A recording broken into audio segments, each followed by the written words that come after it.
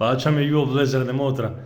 Vazhdojmë me leximin e Ungjillit të Gjonit, kapitullin 6. Përfundojmë këtë katekezë që Krishti ka bërë mbi bukën e jetës. Le ta dëgjojmë. Leximi i Ungjillit të Shenjtë sipas Gjonit. Shumë prej nxënësve të tij, kur i dëgjuan këto fjalë, thanë: "I pa kuptueshëm është ky mesim. Kush mund ta dëgjojë?" Kur Jezusi e hetoi se nxënësit e tij po nënikatnin lidhur me këtë mesim, u tha: "Apo ju shkandullon kjo gjë?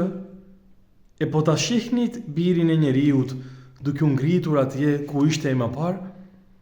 Shpiriti është ai që jep jetën. Mishi nuk vlen asgjë. Fjalët që unë ju thash janë shpirt dhe janë jetë. Por janë disa ndër ju që nuk besojnë, sepse Jezusi e dinte qysh në fillim cilët ishin ata që nuk besonin, dhe cili është ai që do ta tradhtonte. Dhe shtoi: "Prandaj edhe ju thash se askush s'mund të vijë tek unë, po që se nuk ju dhurua nga Ati."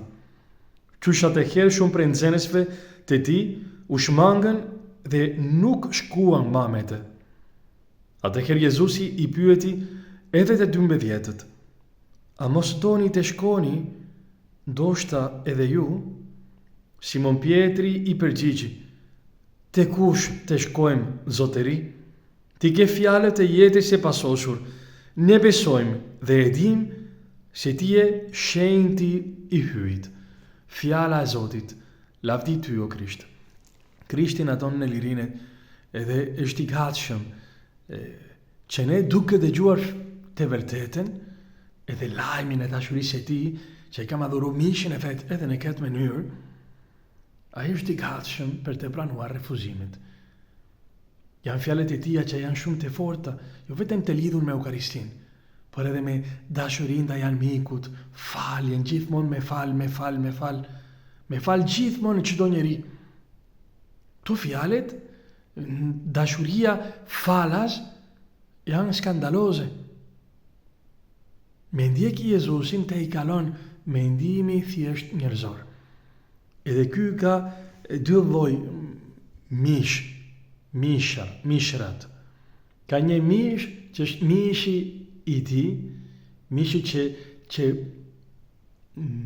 fiton kundër vdekjes, që është jeta e tij krejtësisht dhuruar për faljen e mëkateve, për shpëtimin e botës, për të hyjnuar, për të bashkëndarë natyrën e tij me ne.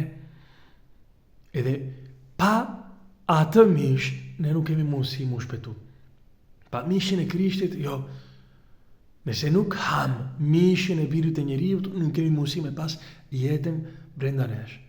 Nëse nuk ushqehemi me marrëdhënien me Jezusin, nëse ai nuk është në vendin e parë për ne, nëse ne nuk i jetojmë prej tij, nuk kemi mundësi me pas jetën e pasosur. Nëse nuk kemi intimitet me Jezusin, nëse nuk kemi miqësinë me të. Edhe ka një mish tjetër, që për të cilin thuhet që nuk vlen asgjë. Edhe mishi tjetër është jam parimet e kësaj bote. Jam mënyrat e të menduarit sipas kësaj bote. Janë epshet, janë lakmit e mishit, do me thënë këto ndjenjat, këto tërheqja që ne kemi ndaj së keqes, që janë kundër shpirtit shenjtë. Nuk është që trupi jonë është i keq, jo, trupi jonë është i shenjtë, është tempull i shpirtit shenjtë. Por që ne të jetojmë sipas epsheve tona, sipas lakmive të mishit, atëherë, po, kjo gjë nuk vlen asgjë. Me jetu për veten tonë nuk vlen për asgjë. Prishet vetëm mishi i Krishtit, dhuruar falas për dashurinë fiton kundër vdekjes. Edhe nëse ne ushqehemi me këtë bukë, me këtë mish, ne do të kemi jetën e pasosur. Tërkuraju, le të marrim pjesë në meshën e shenjtë, me devotshmëri, me dashuri, Le ta dëgjojmë fjalët e Krishtit me të vërtet, edhe nëse janë skandaloze, me prano që kur ne jemi në vështirësi, në problemat e ndryshme, kemi vete një siguri. Siguria e Pietrit edhe i 12-ve, edhe në dobësitë tona, vetëm kemi një siguri. Ku do të shkojmë kur jemi në ankth, në problemat, edhe në gëzimet, tek Jezusi. Sepse vetëm ai ka fjalët e jetës e pasosur. Që lëvdu Krishti.